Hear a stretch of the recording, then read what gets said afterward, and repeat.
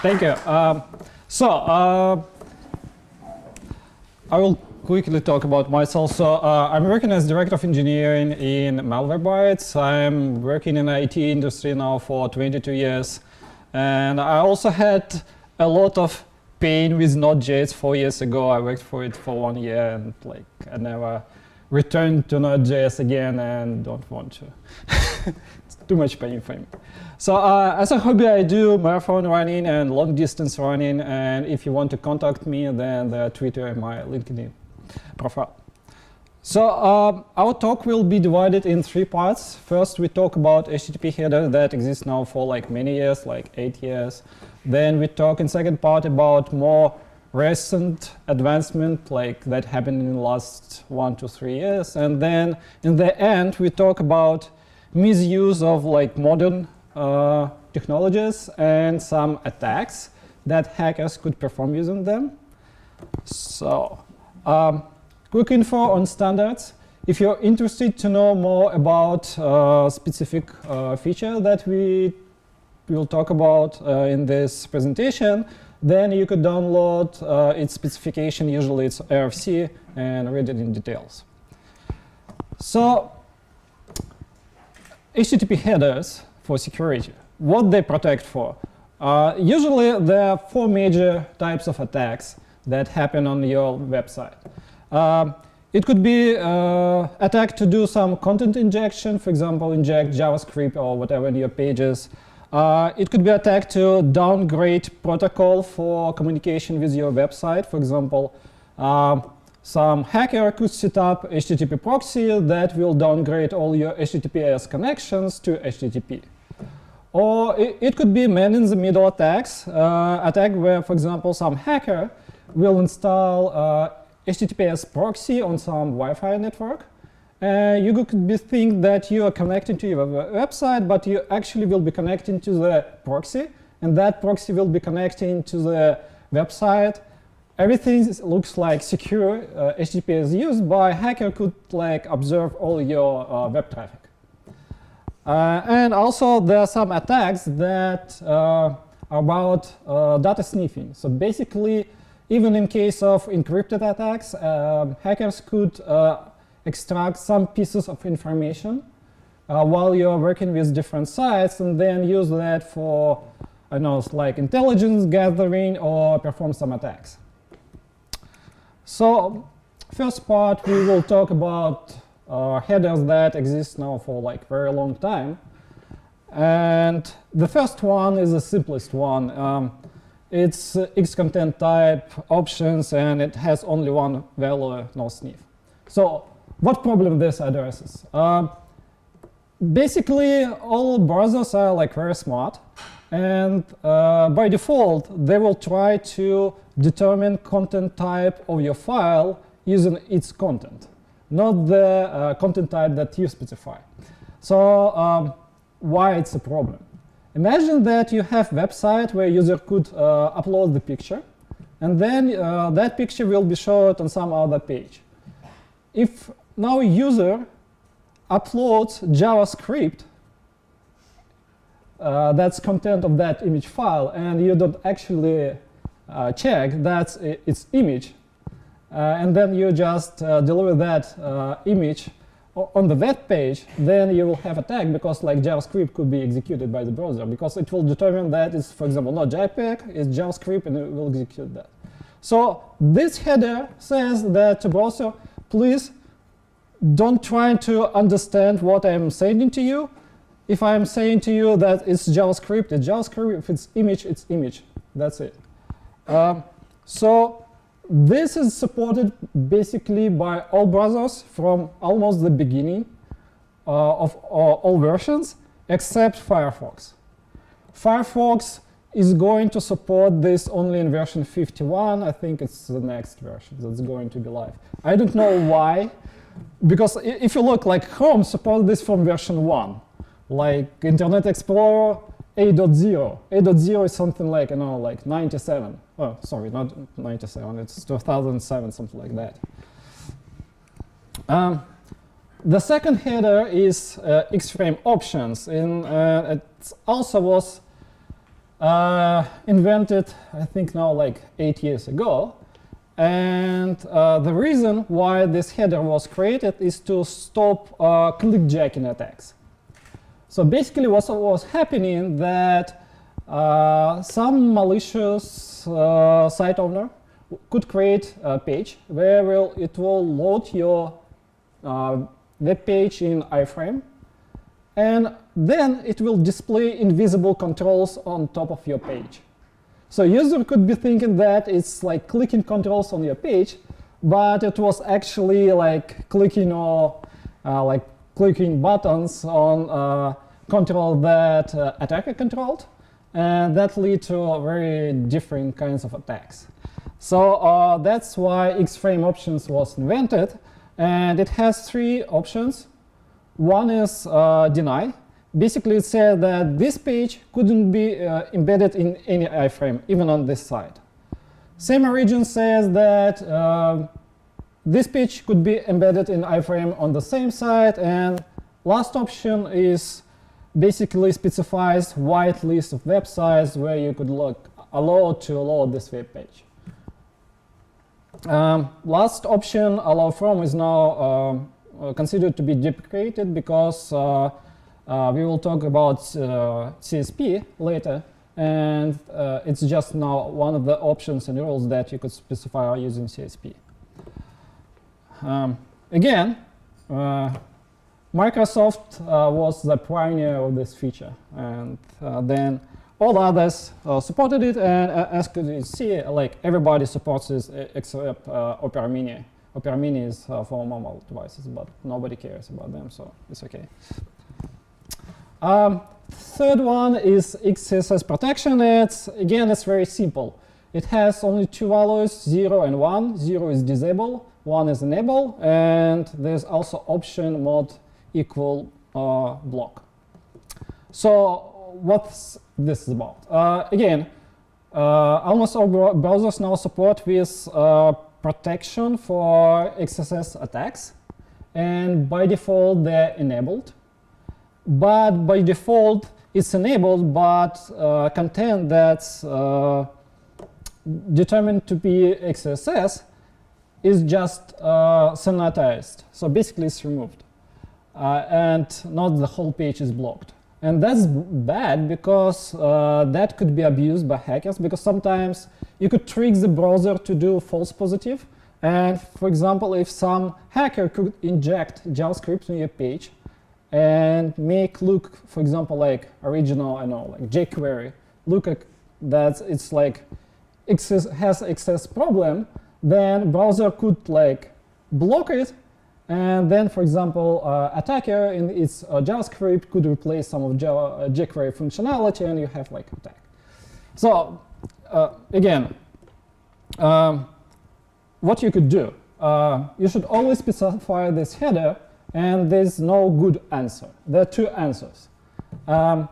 One good answer is specify 0. Basically says, please stop all XSS protection stuff that you want to do in browser. I don't want it.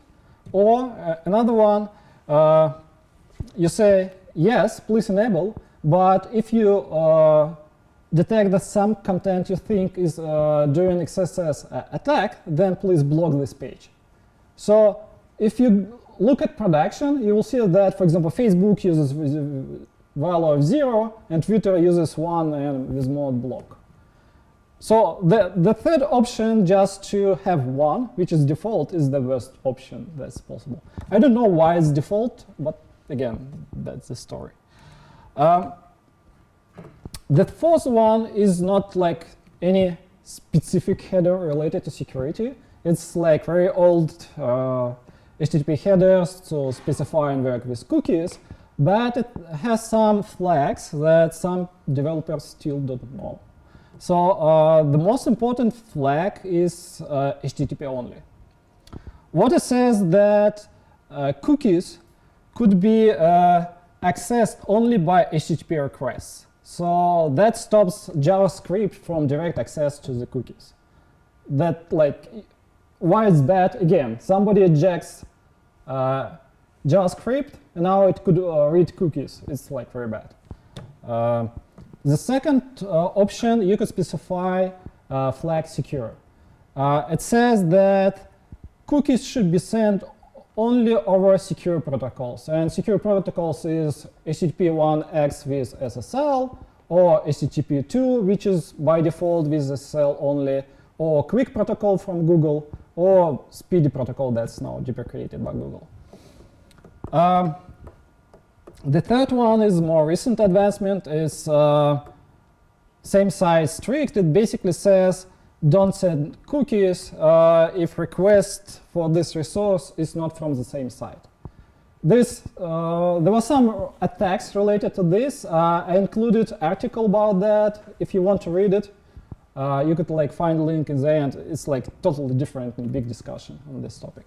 And the fourth is recent advancement. I think it's still currently in draft. Maybe it's already supported by Chrome. But you could add prefixes to underscore host and secure to your cookies. And then your cookies basically will be overwritten only when you do request using secure protocols. So basically it stops attacks when you write cookies using HTTPS, but then for some reason request with HTTP is done to overwrite content of those cookies. Again, you could Google why it was made. You could look at RFC. And it's not additional HTTP headers, but it's like opposite of that. So you need to be very conservative and very protective what HTTP headers you send from your web server. Because the more information you send, the larger attack surface you give to the hackers or whoever wants to like perform any kind of attack on your website. The most important header to remove or to obfuscate what you write there is server. Like many people leave it by default, and like if you use Apache, it will specify version of Apache that you're using. If it's Nginx, the same. And what it does is that like now attacker could just do an ordinary HTTP request, get that information, go to official database of exploits, and check if there's any open vulnerabilities against that version. In some cases, there's also like proof of concept exploits, so like you're making like for him very easy. The same relates to some like specific headers like ASP.NET headers, or for example, with Node.js, there's libraries like Express that also add like some HTTP headers that specify what version, for example, of Express you're using. Again, you're giving too much information. So you need to look at what your web server and framework or CDNs also send a lot of HTTP headers. Send and like check what you actually need in production to troubleshoot issues. For example, if you're using CDN, they have some requests that you need to keep intact, because in case of the problems, you will need them to troubleshoot the issues. But all others, just remove them. Like you will remove amount of the traffic that's going from your web server to the user, and also you like reduce the surface of attacks. So now we will talk about some, I would say, new HTTP headers, but some of them are already like 3 years old. But again, as you will see, like not many people use them. The first one is like the easiest to understand. It's like HTTP strict transport security. And what problem it addresses? It protects you from protocol downgrade attacks.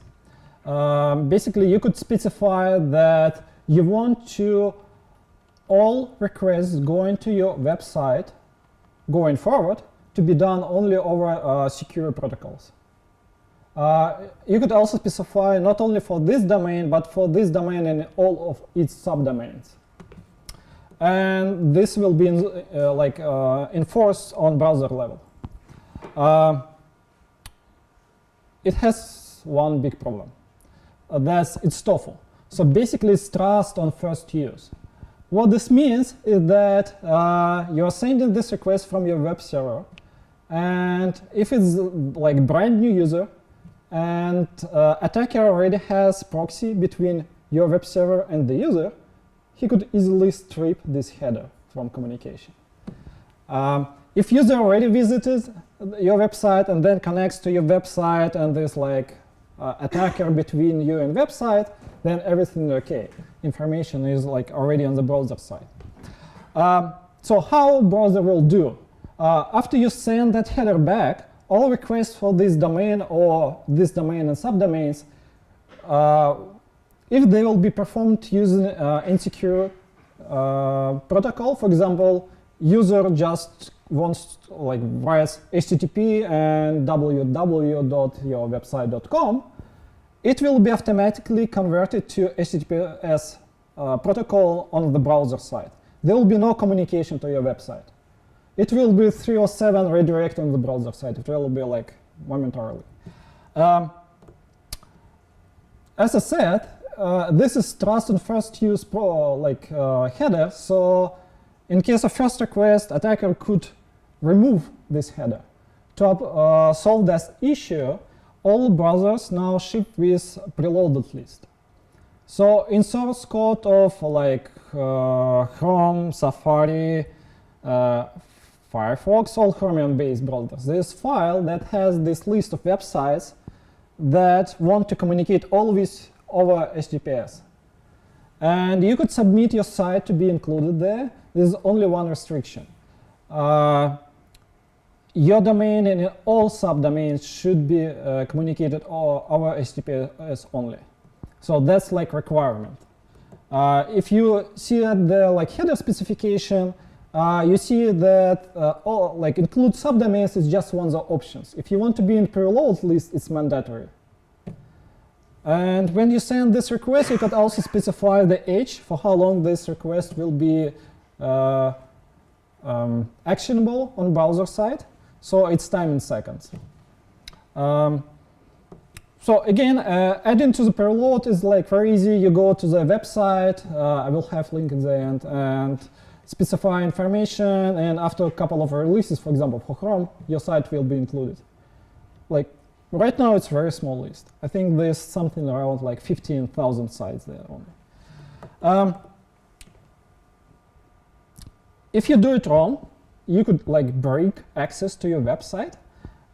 Because, for example, if you send this flag from your web server for your web page and specify that you also do it for all your subdomains, and then on one of your subdomains you actually need to use HTTP, this browser will be unable to visit this website anymore until this timeout passes. For example, Yandex had this problem that one of their contractors were doing like work on one of the subdomains and they needed to do like HTTP and like they got in the problem. So like I think for us workaround for that, like in Chrome and Firefox, they do some sanity checks. So for example, if you visit first time and this header is replied and it's error right away, then it will not just block access but issue you some kind of warning. But again, it's not standard.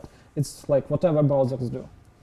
But to test, you have the header that's called Strict Transport Security Report Only. What it does, it sends the same rules, but in case of the error, only warning will be showed. So access to the website will be not blocked. You could specify report URL in this header. So in case some error happens, you'll be sent to that URL all information about the user and the error as like JSON file. So you could like put it in production, enable this in report only mode, and see what's happening. Do you have any errors or not? After like a couple of months, you could like go live. Again, this header is like very widely supported. Even like Internet Explorer 11 supports it. Only older version of Internet Explorer don't support it. So like you could like easily use it. And if someone is using old version of Internet Explorer, well, it will not make anything worse because like it will be just ignored. But totally unrelated. Do you know the percentage of people using Go programming? I can see it's red on this slide. Well, up there, you can see that right now it's like 82% of all global traffic. So Opera Mini is something like below 1%, it's like very small. Even Internet Explorer is very small nowadays, like old versions. Not 11, not Edge. So related to this, the same functionality is provided by HTTPS Anywhere extension. It's available for Chrome, Firefox, Opera. It's maintained by EFF Foundation. And basically, it's an extension that has the rules that says that for specific domains or the subdomains, just redirect to like HTTPS connection. It's also an option. You don't need to specify anything. This header, public key pins, is like the most dangerous header that exists there. You could easily like kill access to your website. It's like very easy to mess up if you don't understand what you are doing. So as I will show later, that's why very few people use it. What problem it tries to solve? It tries to solve the problem with man-in-the-middle attacks. Basically, if you do HTTPS connection, then your web server will return SSL certificate. And your client will verify this certificate that is actually signed by someone who is trusted in browser or operating system. But this is, for example, a SSL certificate of Twitter.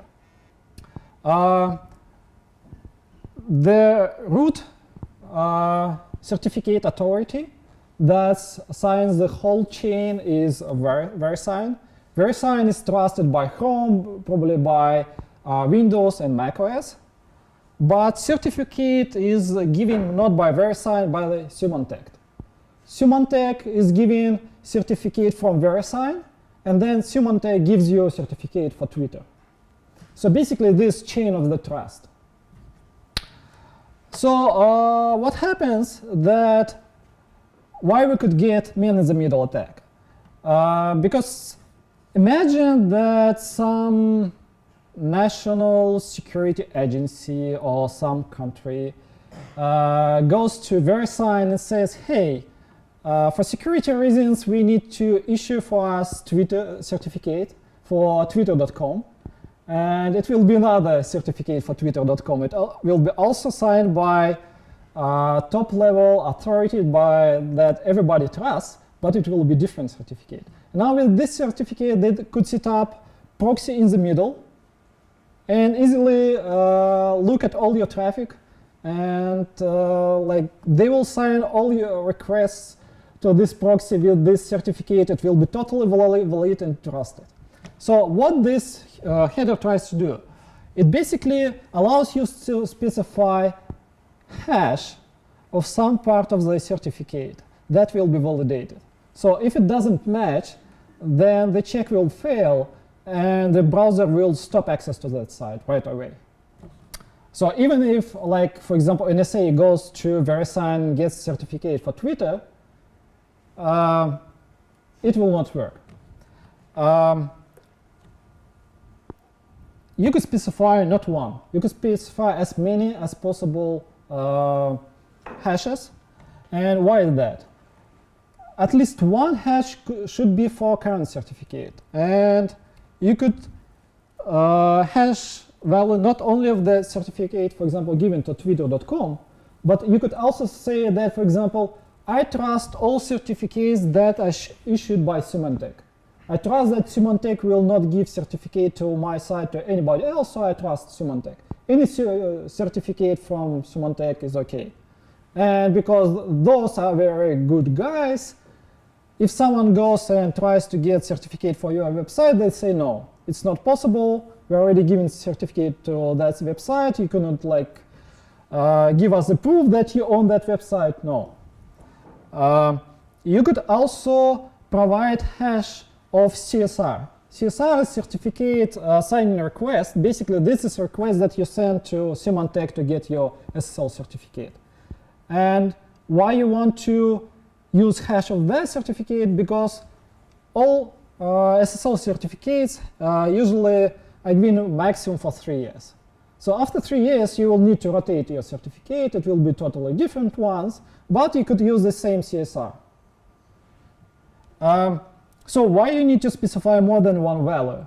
Well, in case you want to rotate your certificate and you don't have any more like CSR, you want to have some hash that will be trusted by the user, because you send this header to them.